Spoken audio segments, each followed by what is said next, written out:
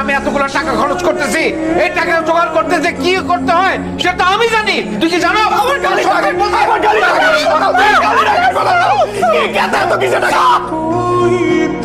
এসব চলতে থাকলে আমি কিন্তু আল্লাহর কসম নিষ্কার করবো। এই অশান্তি আমার আর ভালো লাগতেছে না। আর কত সহ্য করবো? কত? চলো ঘরে চল।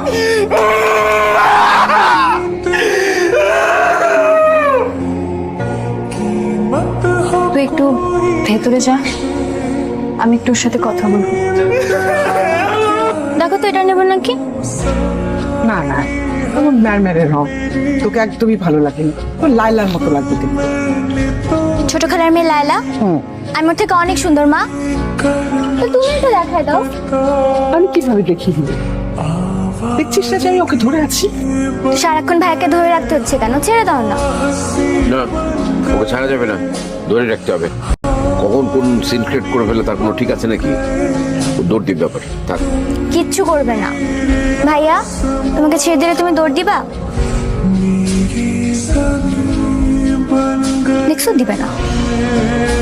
আচ্ছা ওর জন্য একটা কিছু দেখ না, একটা টি শার্ট দেখ নাকি পাঞ্জাবি পরবে। পাঞ্জাবি বেরো।